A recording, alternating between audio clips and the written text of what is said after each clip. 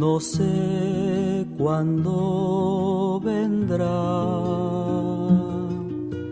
Vendrá para el cumpleaños de nuestra soledad.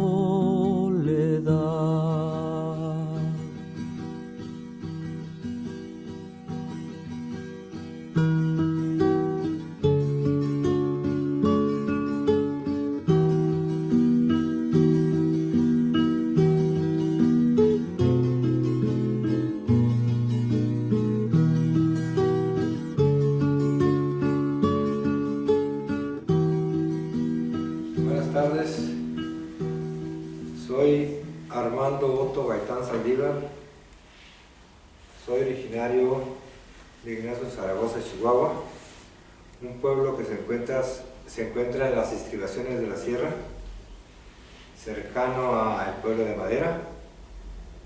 Vengo de una familia de gente trabajadora, humilde, pero siempre con una visión de que debemos tener un mundo mejor.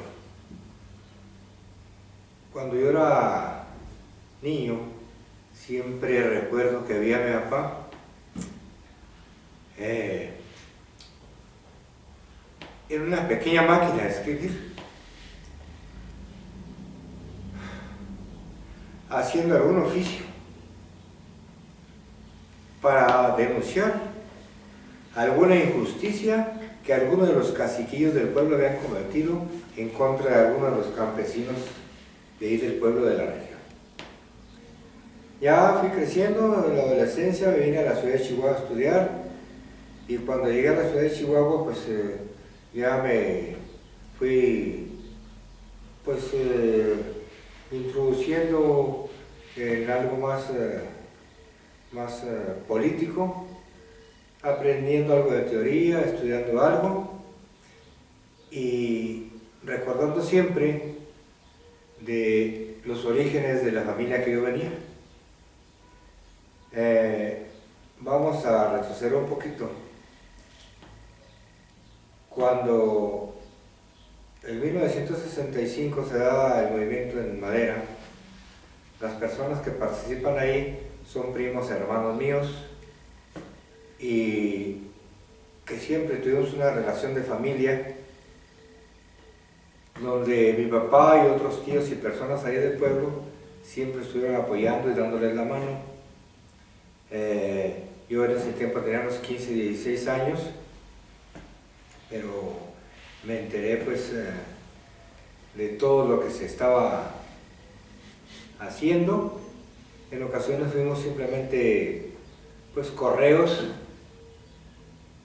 llevar un mensaje, y ahí se fue dando la formación política que yo fui adquiriendo. Soy el cuarto de 9 hermanos. La situación se viene tornando cada vez más difícil en el estado, igualmente que en el país. Pasa lo de Ciudad Madera, yo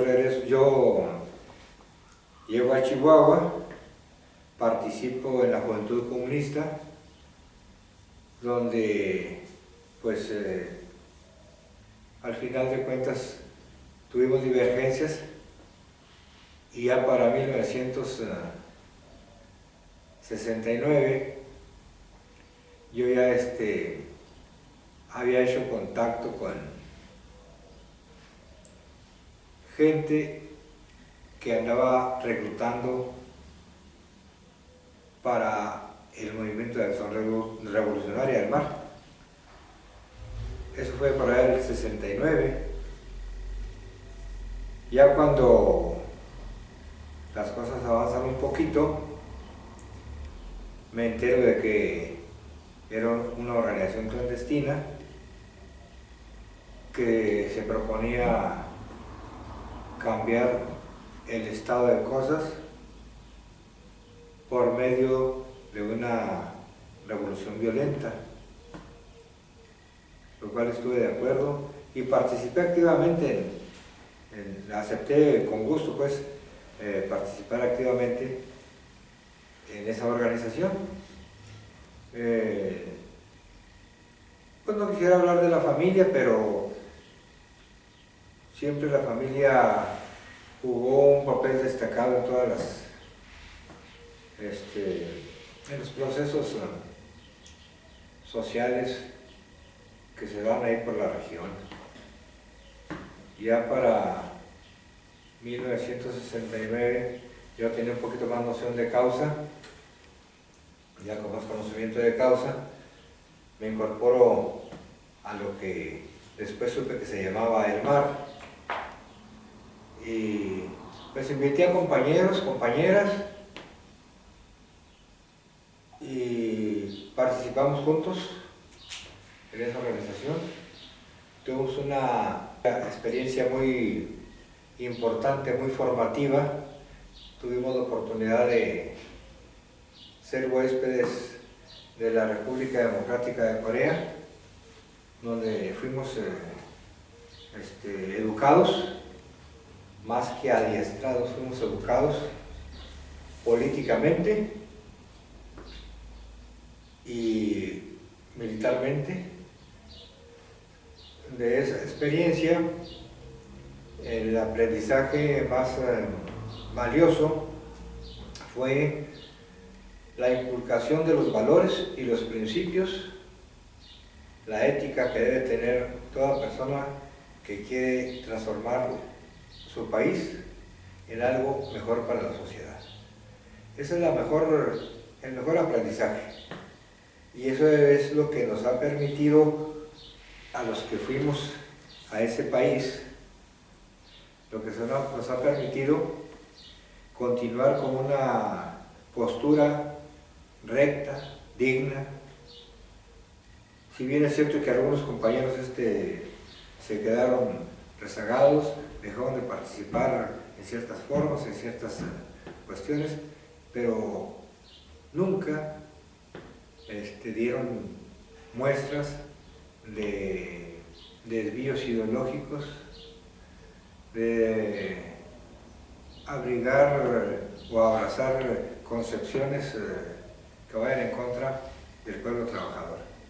Una línea recta, y yo creo que fue debido a esa formación, porque yo recuerdo las pláticas que nos daban allá, cómo insistían en que para poder transformar la realidad en que vivimos, teníamos que ser mejores nosotros cada día, y no podía yo en lo particular, y me imagino que los demás compañeros igual, traicionar al esfuerzo y sacrificio que hizo ese pueblo de Corea por formarnos y educarnos.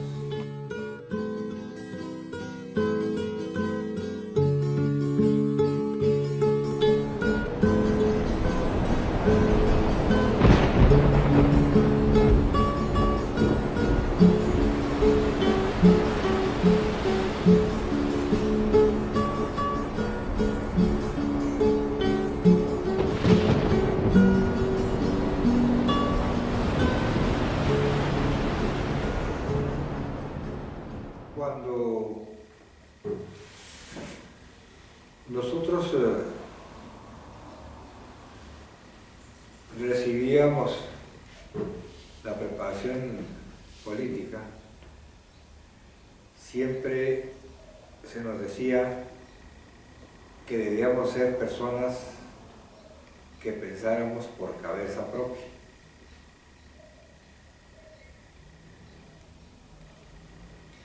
Que después de escuchar había que analizar y siempre valernos por nosotros mismos. Eso que va a que no podíamos cometer el error de ser inactivos si no recibíamos alguna directriz de alguna determinada persona, por muy ilustrada y sabia que esta fuera, que teníamos que valernos por nuestros propios medios. La línea política del MAR, en lo general, pues era transformar esta realidad en que hasta hoy día vive nuestro pueblo por algo mejor. Y pues pensábamos que la forma más apropiada en ese momento era la vía armada. Y en torno a eso empezamos a trabajar, pero con la idea de que teníamos que ir penetrando en el seno de las masas. Cuando estábamos allá en Corea, una de las cosas que nos decían los instructores, cuando lleguen a México, lo que tienen que hacer es empezar a hacer el trabajo de aldea. El trabajo de aldea. Y algunos lo entendimos más tarde que otros, a lo mejor algunos nunca lo entendimos, pero esa enseñanza, eso que nos decía, fue lo que nos permitió tener la capacidad de irnos adaptando, ya aquí en México, a como las circunstancias iban cambiando, las circunstancias políticas, los acontecimientos políticos, tanto nacionales como mundiales, iban cambiando. ¿A qué me refiero con esto? Me refiero a que al muy poco tiempo de estar aquí en México, la concepción aquella clásica del foquismo, de la escaramuza en el cerro en contra del ejército y eso, la fuimos dejando a un lado, y no porque nos hiciera falta coraje o valor, sino porque fuimos comprendiendo de que quien hace los cambios sociales y las revoluciones es la sociedad. Entonces lo que teníamos que hacer era el trabajo de aldea, que nos habían dicho ya, formar organización política en el seno de las masas, con una claridad política tal que permitiera a esta organización no caer en desviaciones. Por eso, pues, por eso nunca formamos parte de la Liga Comunista nosotros, porque eso fue uno de los principales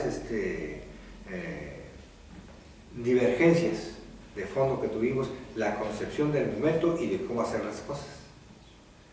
No digo que ellos estaban mal, simplemente digo que nosotros tenemos esa concepción y que creo que es la que nos permitió llegar hasta donde llegamos, con el menos costo de vida de compañeros, con el menos sacrificio de seres humanos, y que jugamos un papel, lo considero importante, en el desarrollo de los movimientos. No fuimos el único ni el mejor, pero sí creo que tenemos toda la confianza de decir, nunca abandonamos los principios, y pues ahorita ya participando en otras formas de lucha, estamos impulsando la cuarta transformación. Soy de la fracción crítica de Morena y pues estamos esperando que este gobierno vaya poniendo a cada quien en su lugar, aunque no es más que pues un primer peldaño, porque les decía la otra vez a los compañeros por ahí en Chihuahua,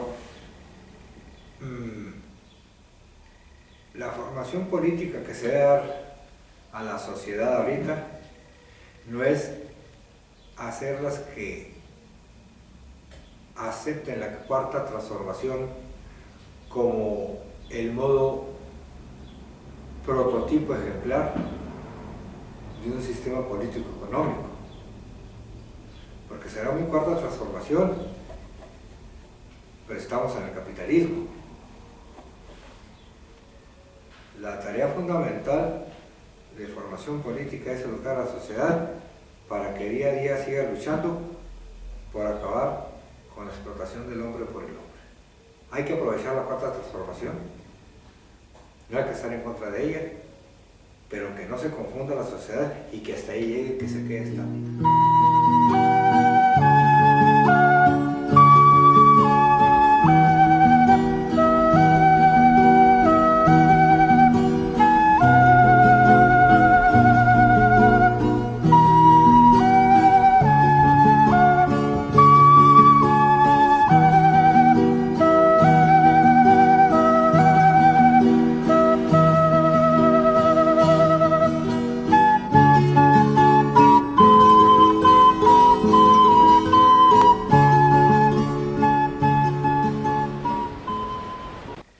Sí, hablaba de que las personas que participaron en el asalto al cuartel de Madera en 1965, los Gaitán que se mencionan ahí, los Escobar Gaitán, pues eran familia, somos familia, primos hermanos. Se da la relación entre las familias y la sangre llama a la sangre. Ya después del 65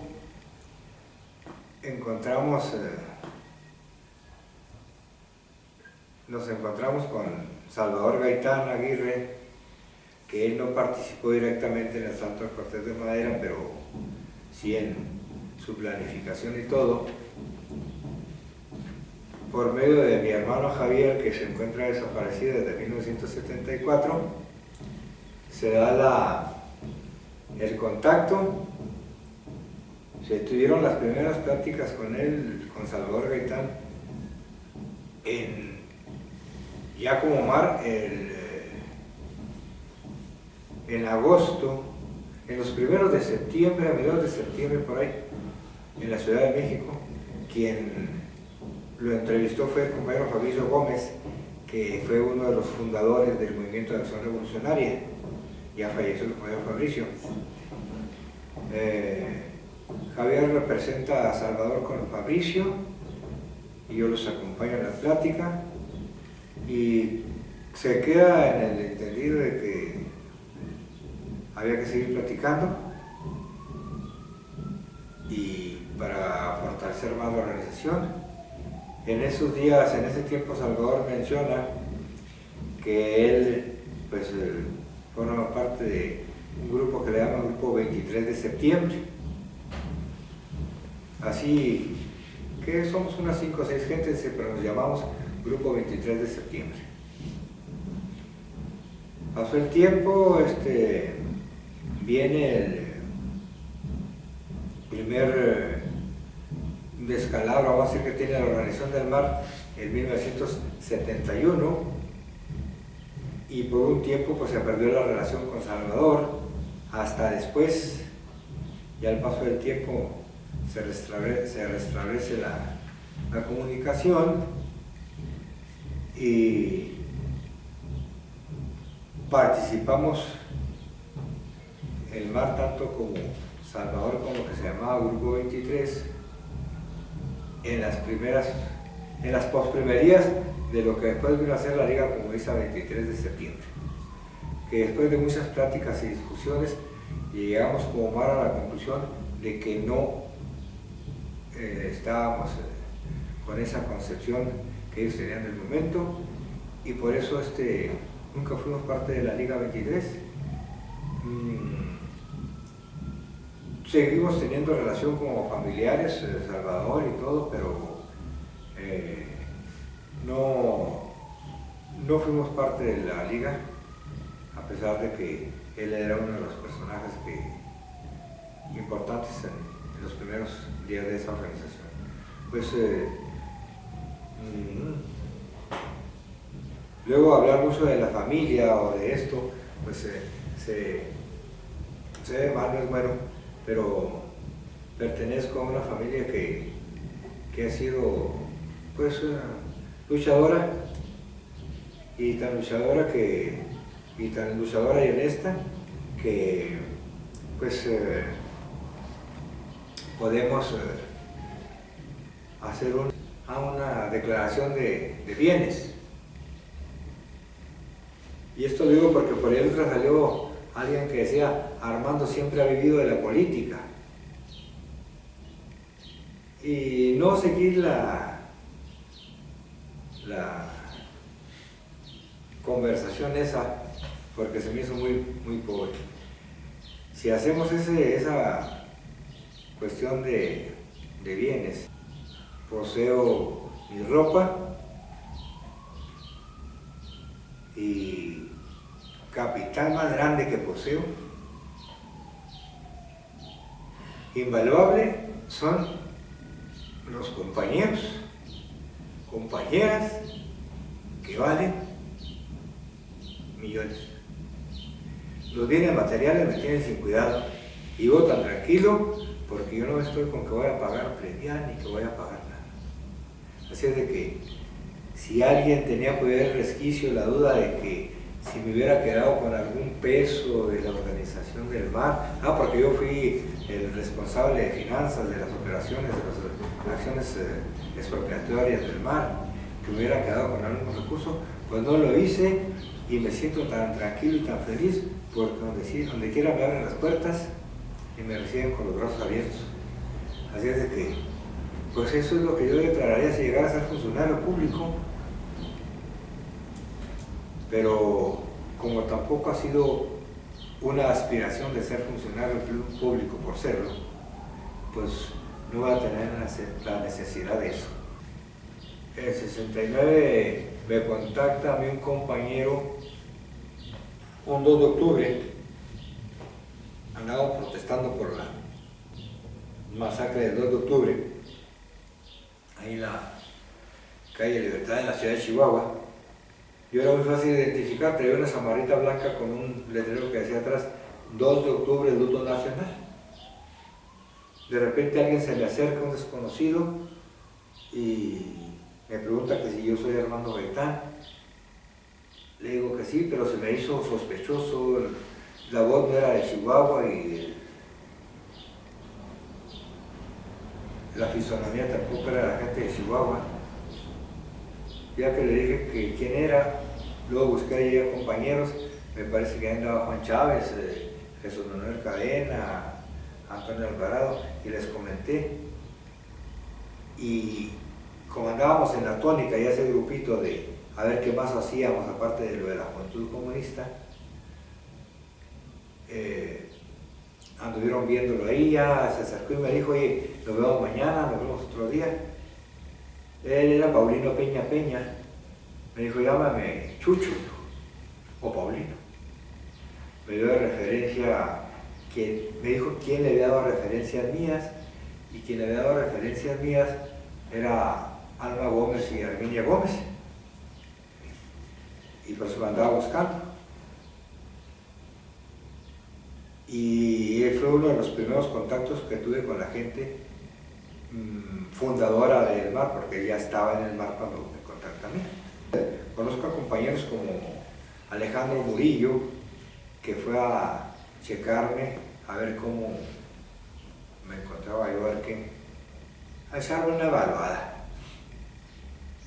Después conocí al compañero Fabricio Gómez Sousa, que fueron los fundadores principales del movimiento de acción revolucionaria, Alejandro Pacheco, ya afinado, Fabricio también afinado, Octavio Márquez, compañero exiliado en Francia, ya ha venido, ya hemos platicado aquí, pues compañeros así que recuerde, pues está Salvador Castañeda de los primeros también, pero con compañeros que tuve trato político más directo y todo fue con Fabricio, con Octavio, con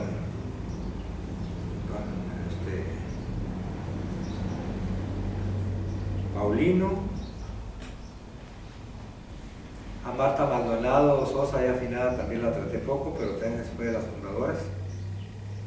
Candelario Pacheco, ya lo dije. Son compañeros que siempre, pues ya casi todos están fallecidos esos. No es Octavio Márquez, no, ni Salvador Castañeda. y mantuvieron una línea firme, coherente. Te sientes comprometido de no fallarle, ¿verdad? Y sigues adelante en esa línea recta. Ya pasa el tiempo, se viene la primera detención, pasé a formar parte de la dirección de la organización después de el 71 y seguí participando como parte de la dirección hasta 1979, que para 1979 nos encontramos en un proceso de análisis de qué hacer que teníamos como organización. Ya para esas fechas era necesario crear nuevas organizaciones de masas y apoyar a las ya existentes. En ese 79 teníamos una reunión, íbamos a tener una reunión ahí en la ciudad de Torreón para planificar las futuras tareas y ver la línea de acción, la línea política que íbamos a continuar desarrollando como organización. Desafortunadamente, pues la liebre salta cuando menos uno se le espera, por exceso de confianza, por violar medidas de seguridad. Nos sorprendió la Brigada Blanca 1 de abril, donde el compañero José Luis Martínez Pérez, que era una de las partes importantes de la Dirección del Mar, y el compañero Luis Santiago Muñoz cayeron abatidos por las balas de la Brigada Blanca en una emboscada, en una cuestión de felonía, como se lo dije a agentes de la Secretaría de Seguridad que hace unos 4 o 5 años me visitaron, para detener a alguien. No necesariamente tiene que usarse la violencia, tiene que usarse la inteligencia, y ustedes no la han utilizado. Es que era tanto el miedo que tenían a la organización que preferían dispararte antes de combinarte a la rendición. Y a lo mejor tenían razón, pero pues eran compañeros muy valiosos, muy rectos, que probablemente hubieran caído presos igual que yo caí, y a lo mejor estuvieran vivos igual que yo, si ha sido otra la forma de detención. Pero bueno, los hubiera ya no hay, y lo que se dio pues, fue de esa manera bastante trágica. No puedo decir yo que el 79, con la detención mía y la muerte de los compañeros de José Luis y de Elín, termina la Organización del Mar como tal, porque sería incorrecto. Continuó otras formas, otras prácticas, pero siguieron con la consecuencia de que teníamos que hacer todo lo posible porque esto cambie por algo mejor. Hay cosas que le llegan a uno al sentimiento y se le traba el habla, pero pues así es la personalidad de cada quien. Hay personas que son muy frías, pues yo no, yo soy muy cálido. Bueno, hablaba yo ahorita que la primera detención que sufre la organización fue en 1971, me parece que fue un poquito antes de Semana Santa o en esos días. Fue algo que nos vino a dar un golpe muy duro, fue un golpe muy duro. Teníamos escasos 7 meses, yo creo que había llegado al extranjero. Estábamos apenas asentando reales aquí en el país,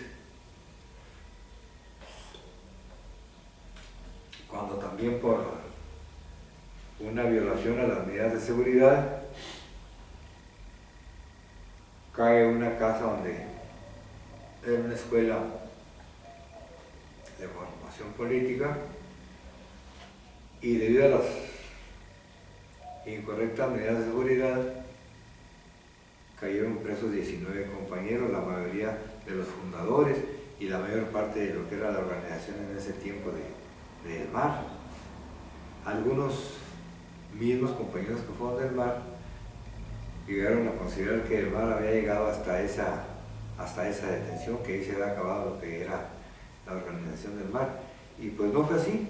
Todavía de los que fuimos de los iniciadores de la organización, pues dimos la batalla hasta el 79 que nos detienen, y otros compañeros que uno ni siquiera conocía ni se estaba enterado de que eran parte del MAR, porque era una organización clandestina compartimentada. Ellos continuaron con la organización, no podría decirles cuántos años ni qué acciones hicieron o qué, pero lo que sí estoy seguro que el MAR continuó todavía algunos años más, y siempre jugando un papel decente entre los quehaceres de la lucha social. Los compañeros que son detenidos en el 71 son trasladados a Lecumberri. En Lecumberri, pues dentro de la organización había dos concepciones. Yo recuerdo que había algunos compañeros que discutían que si la revolución iba a ser una revolución democrática, popular, antiimperialista o una revolución socialista. Eran las dos concepciones que había, y en torno a ellas pues había agrupados compañeros de esos primeros que cayeron. Tanto uno como los otros pues jugaron un papel digno dentro de la prisión. Unos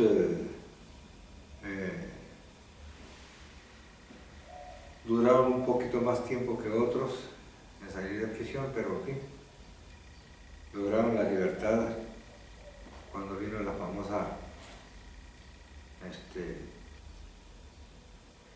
amnistía, y ya fuera de prisión algunos optaron por su vida particular, su vida personal, su vida familiar, que están en todo su derecho.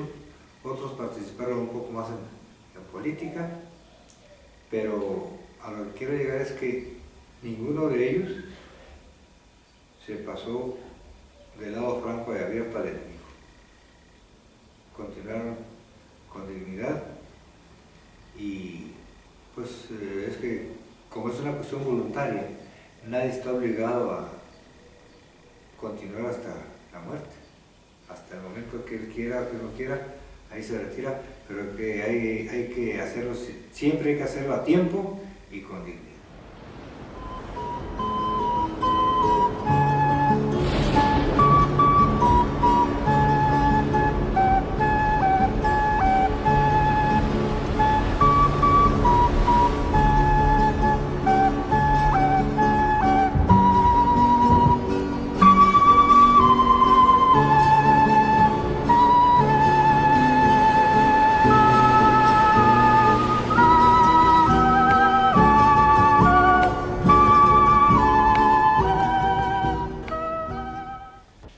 Sí, hablaba ahorita de cómo fuimos evolucionando en concebir el qué hacer, en la medida que las condiciones propias del país y a nivel mundial iban cambiando. Fuimos moderando la concepción de que en México necesitábamos un cambio, era indiscutible, pero que ese cambio debe ser un cambio en el cual participaran las más grandes capas de la sociedad. Llegar a una transformación social de una manera paulatina, haciendo alianzas con sectores de la sociedad, con unos sectores de la sociedad que siempre han existido, que son de avanzada, que son consecuentes. Nosotros cuando decíamos, bueno, cuando nosotros pensamos en hacer esa reunión el 79 para ver todo esto que ya he dicho, en ningún momento pensamos en entregarnos a las autoridades. Nosotros íbamos a seguir en la clandestinidad, impulsando organizaciones de masas, organizaciones sociales, para que ellos no corrieran el riesgo de que fueran perseguidos al igual que nosotros. Esa era la concepción que teníamos. Si en algún momento llegara alguna ley de amnistía, yo creo que habíamos estado de acuerdo en acogerla, pero no íbamos nosotros a decirles, aquí estamos, nos rendimos, estamos equivocados, no. Nosotros siempre con la misma concepción de que estábamos en nuestro derecho, en nuestro deber, y lo que habíamos hecho, lo habíamos hecho por una necesidad muy justa. Lo que nos preocupaba a nosotros, ya para el 79, era que las acciones o las experiencias que estaban teniendo otras organizaciones, que algunas ya habían, vamos a decir, dejado de ser como tales, no nos iba a permitir crear la organización en la sociedad, la organización política, en las masas.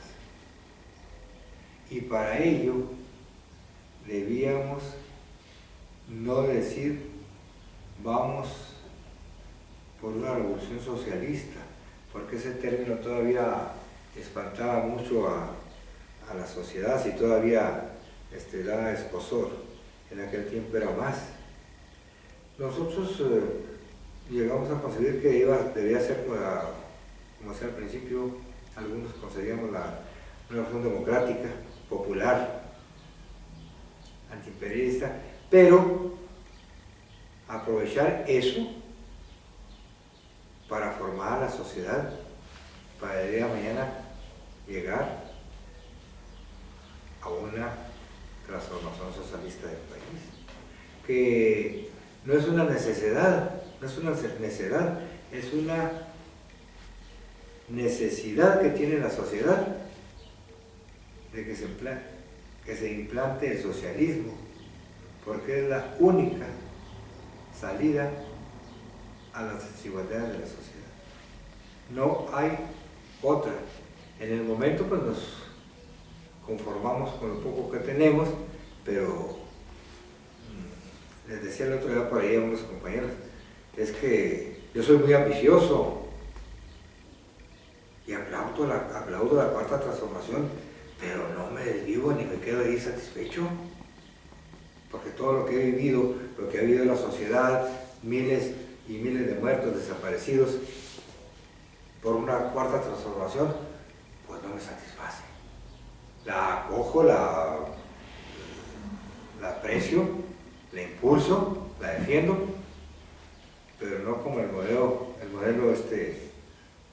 acabado para acabar con los males de nuestro pueblo. Tuve la oportunidad de conocer a muchos compañeros y me jacto de ser apreciado yo por todos los compañeros que fueron del mar, porque con ninguno tuve problemas personales ni nada. Siempre algunos me criticaban, me señalaban porque tengo una forma un tanto brusca, así muy directa de decir las cosas. No ando con medias tazas, pero en buena lid todos me aprecian. Me acuerdo de Salomón,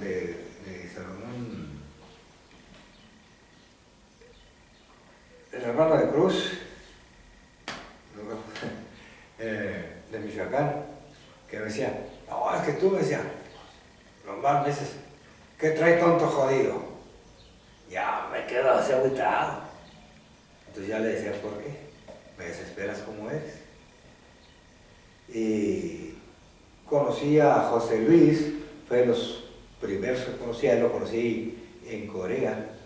Él era maestro normalista, egresado de Ayotzinapa, me parece.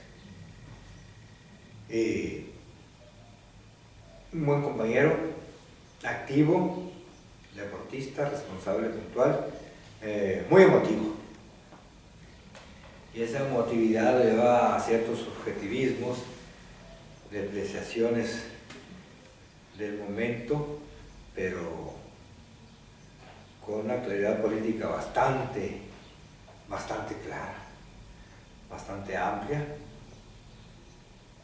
y abnegado, no andaba escatimando ningún esfuerzo, ningún sacrificio. Pues en las buenas y en las malas era de los primeros que estaba al frente. Por ahí hay una canción que el otro día ahí de cuando la revolución, cuando la guerra civil española, la canta una mujer y dice, si quieres escribirme, ya sabes dónde me encuentro. Si quieres escribirme, ya sabes dónde me encuentro, en la 3ª Brigada Mixta, primera línea de fuego.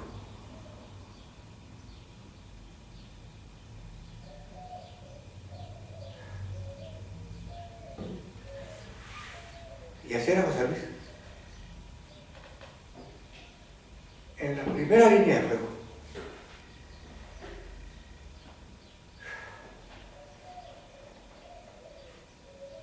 Después conocí a Lin, aquí en la comarca lo conocí.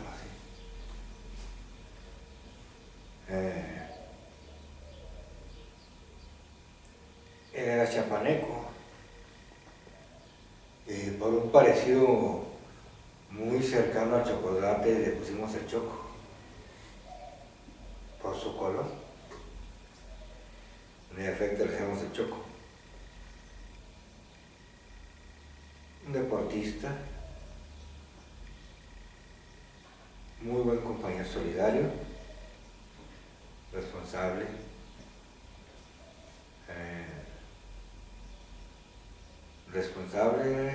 entregado, solidario. Pues ya para el 79, para seguir haciendo equipo con gentes, mejor dicho, con las gentes que seguíamos haciendo equipo, es que eran gentes que habían demostrado todo lo que valía. No había que andar dudando de ellos para nada. Muchos me han preguntado, ¿hubo traiciones en el mar? Pues tal como traiciones, no las considero. Que tal vez algún compañero por ahí dio la casa donde nos encontrábamos, 2, 3, u otro, pero no fue por traición. Fue por alguna debilidad o porque de plano la señora no se aguantaba.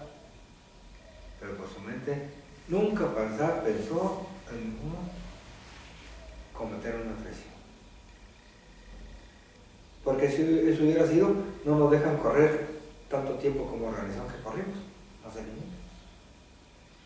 Y José Luis y Elín, maestros los dos, quedaron aniquilados por la Brigada Blanca aquí en la calle Zacatecas y 44.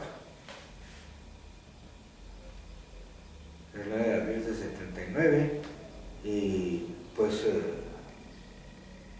ahora para el próximo aniversario de su caída queremos hacer un evento donde pues hablemos de ellos y de otras cosas más. Vamos a hacer llegar la invitación a tiempo para que estén ahí con nosotros. Si las cosas hubieran sido de otra forma, a dónde hubiéramos llegado. Y no está fácil encontrar la respuesta, porque este mundo ha cambiado tanto que, digo, a lo mejor hubiéramos avanzado más o nos hemos estancado. Lo que sí puedo decir yo es que hemos